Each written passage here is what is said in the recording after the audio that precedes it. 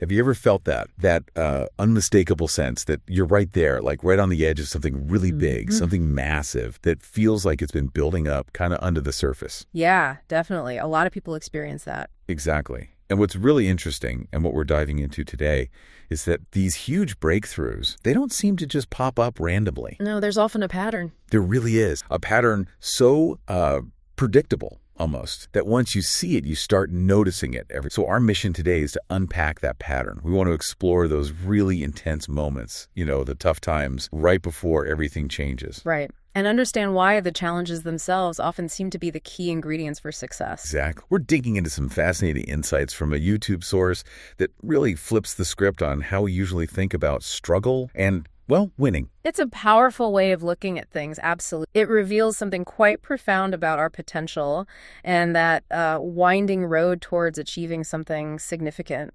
We're going to explore how to reframe those things that feel like major setbacks. Turn them into steps. More than steps, even. How they actually forge your next breakthrough. It's quite a perspective. It really is. Because here's the kicker.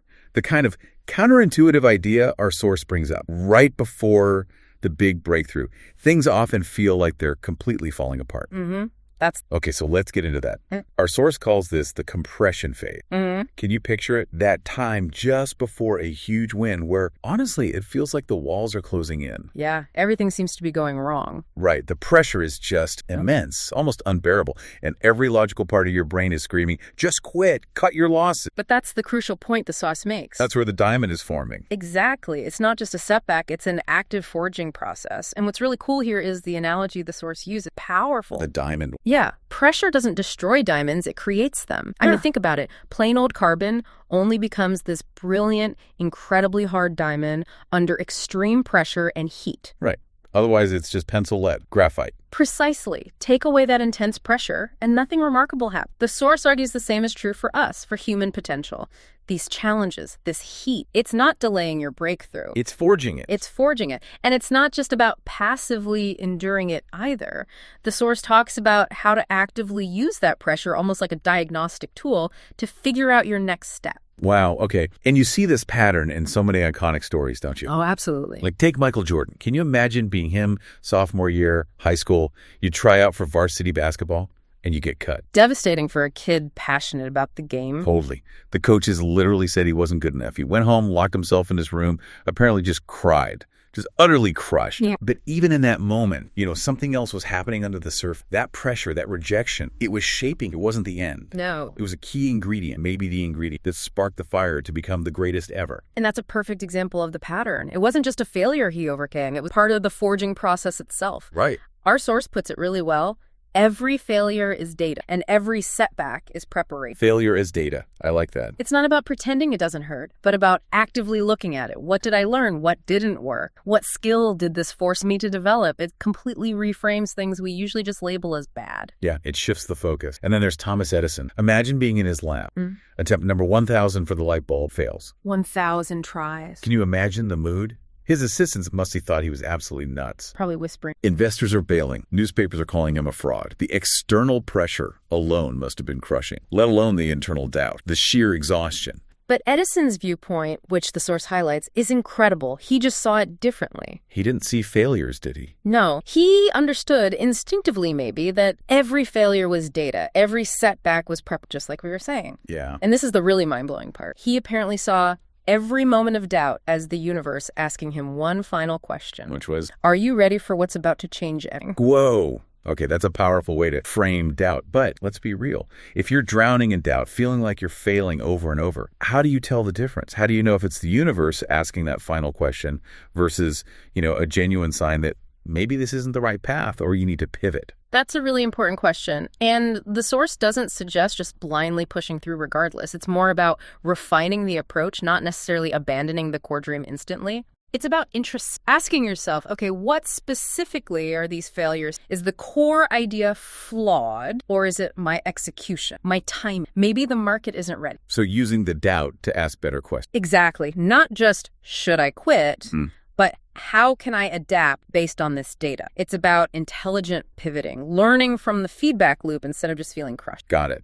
That makes sense. Because the core idea here, and it's a big one, is that these breakthroughs, they don't happen in spite of the struggle. No. Our source argues pretty convincingly that they happen because of it. It's a crucial distinction. It really is. Yeah. And think about it, almost everyone who's achieved something amazing talks about it. Right before their life took that huge turn, right before it all clicked, there was that moment. That moment of wanting to give up. Exactly, feeling like they just couldn't take anymore. And that specific point, that moment of what the source calls absolute desperation, that's often the catalyst. Desperation as a catalyst. Right. How so?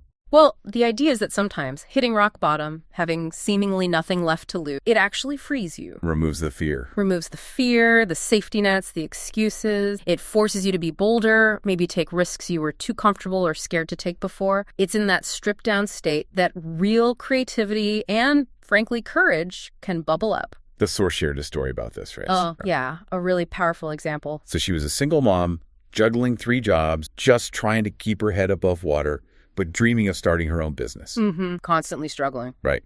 Every time she tried to move forward, bam, car breaks down. Childcare falls through, savings gone. Just setback after setback for what, 2 years? Yeah, running hard but going nowhere. Exactly. Yeah. And then the final blow, she loses her main job. Gets told she has 30 days to figure things out, or she and her daughter lose their apartment. Just imagine that. Unbelievable. Oh. But according to the source, that was the turning. That was the beginning of the breakthrough. Her back was completely against the wall, no safety net.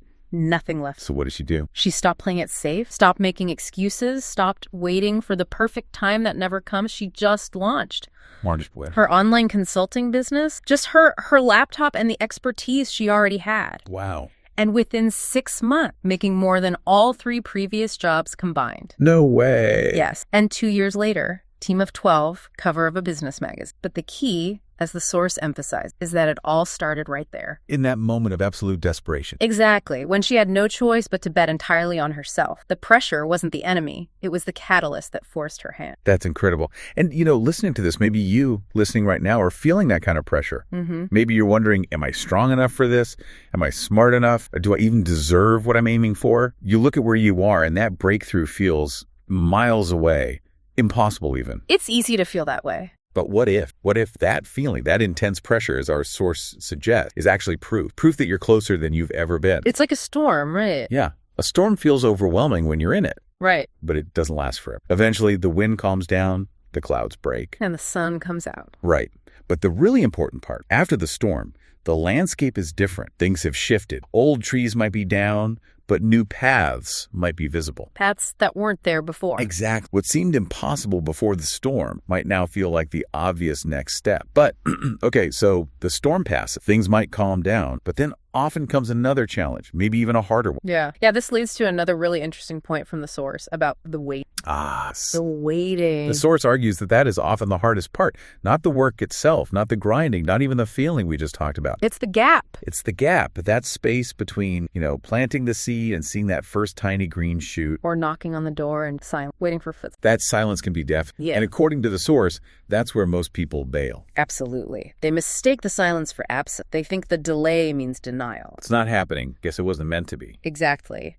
But the champions, as the source calls them, they get something crucial. They understand that the waiting isn't it's not dead time. It's preparation time. It's preparation time. It's incubation. It's when the universe or circumstances or whatever you want to call it is lining things up behind them. Like arranging the pieces on the board. Precisely. And your job during that waiting isn't just passive. It's active. Refining your skills, clarifying your vision, maybe building connections, knowing that even when you can't see it, growth is happening underground. Okay. Another example comes to mind here. Oprah Winfrey.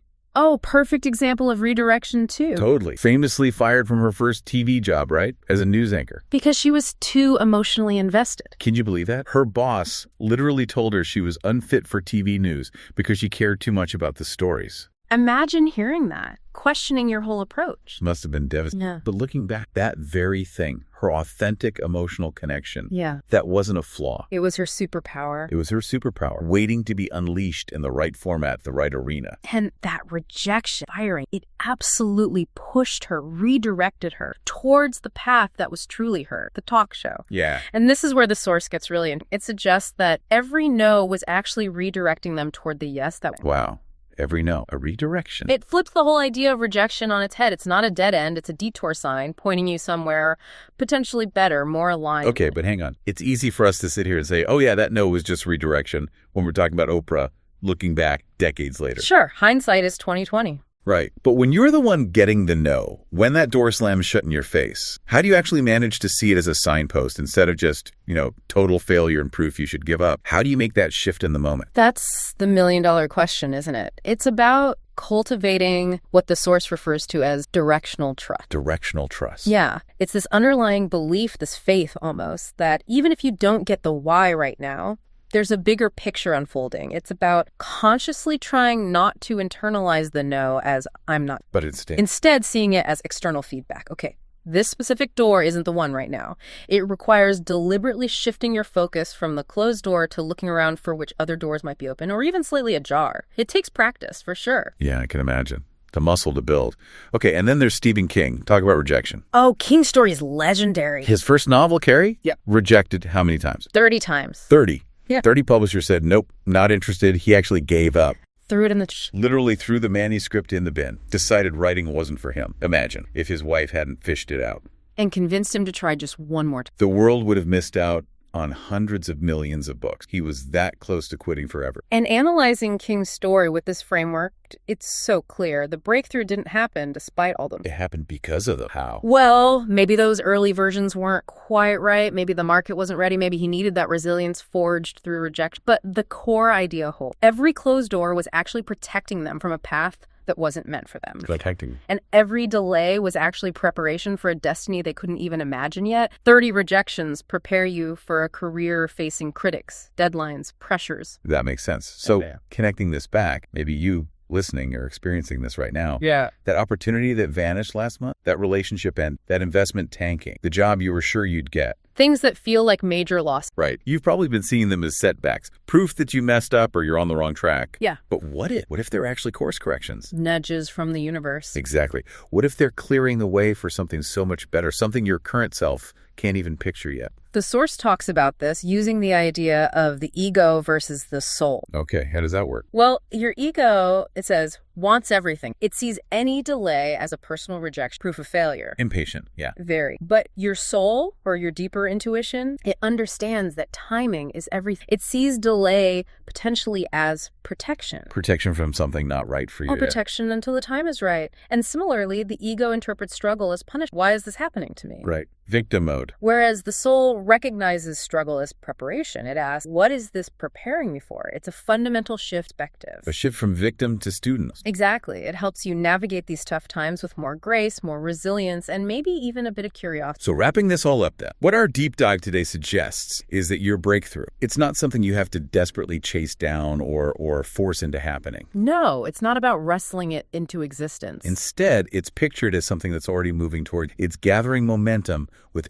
every single challenge you navigate, every fear you look in the eye, every time you choose to just keep putting one foot in front of the other when quitting feels easier. It's a really encouraging perspective from the source. Your breakthrough is already in motion. Like the wheels are turning now. The doors are unlocking, even if you haven't reached them yet. The storm clouds are starting to part. You don't have to see it all clearly. No, you don't have to see it to trust it's happening. You don't need the full blueprint to believe it's being built. Your part is just keep going, keep learning, keep growing, keep choosing courage over comfort, even when it's hard. Because ultimately, your breakthrough isn't some distant event coming some. In a way, it's already here. You're closer than you've ever been to finding out just how strong, how capable, how powerful you really are. So maybe the final thought, expect every setback, every delay is then what current struggle might actually next,